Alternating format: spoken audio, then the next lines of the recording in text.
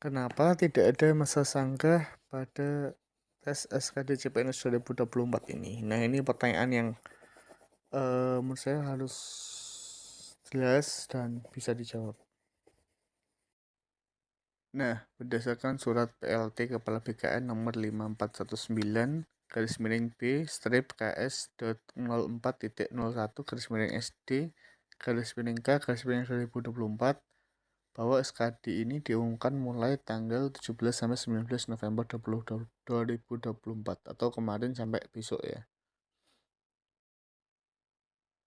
Kemudian kalau kita melihat tahapan yang dilakukan, pertama setelah pengumuman ini ada tahap pelaksanaan SKB non-chat 20 November sampai 17 Desember 2024. Kemudian pemetaan titik lokasi SKB chat 20 sampai 22 November 2024. Pemilihan titik lokasi SKB chat oleh peserta 23 sampai 25 November 2024. Penarikan data final SKB 26 sampai 28 November 2024.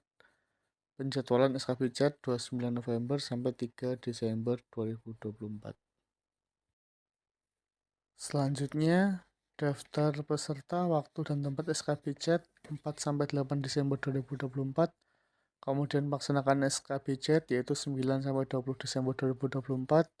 Integrasi SKD dan SKB 17 Desember sampai 4 Januari 2025. Pengumuman hasil CPNS yaitu 5 sampai 12 Januari 2025. Masa sanggah 13 sampai 15 Januari dan jam masa sanggah juga sama 13 sampai 15 Januari 2025. Terakhir tahapannya pengolahan hasil sanggah 15 sampai 20 Januari 2025.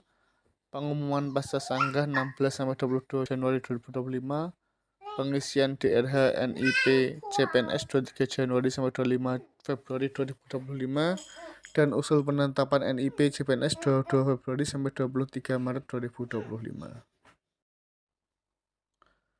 Nah, jadi berdasarkan jadwal tadi dapat dipastikan bahwa tidak ada masa sanggah setelah tahap SKD ini. Jadi setelah pengumuman SKD 17-19 November ini tidak diadakannya masa sanggah atau tidak ada diadakannya protes dari peserta kepada panitia. Jadi memang ini adalah fix yang harus diterima seperti itu.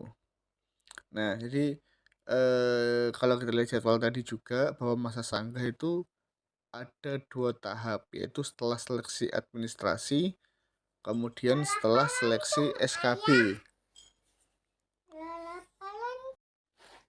Setelah selesai seleksi administrasi itu sudah dilakukan kemarin sebelum kita pelaksanaan tes SKD ya.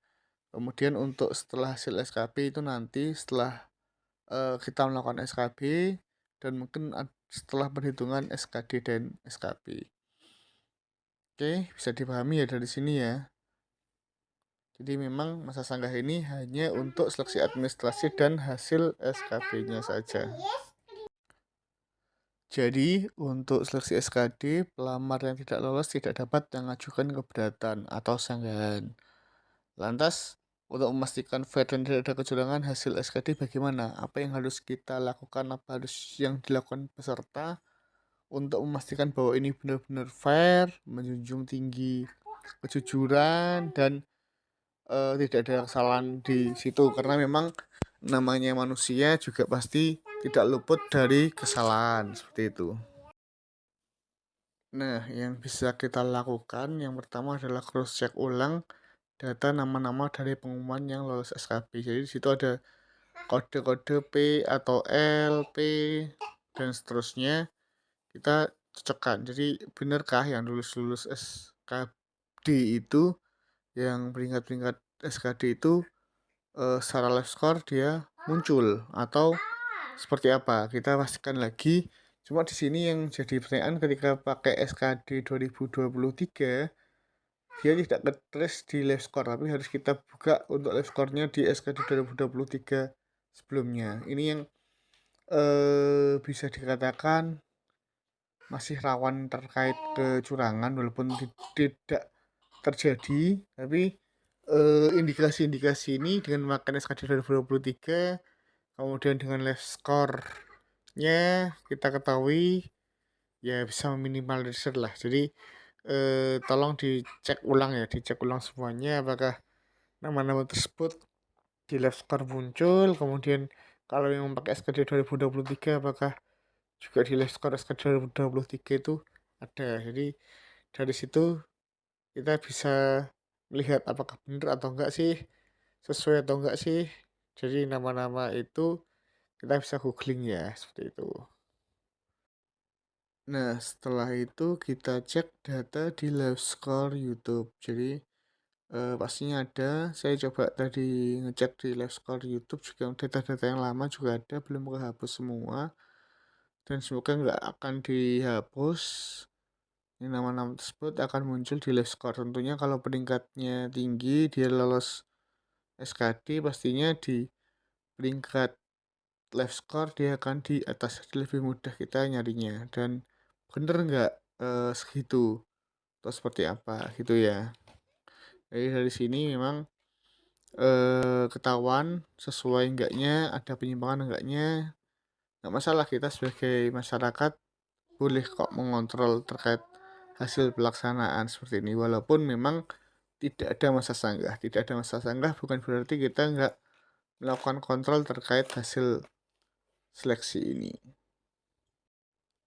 Kemudian terakhir, jika memang diketahui ada penyimpangan, apa yang dilakukan?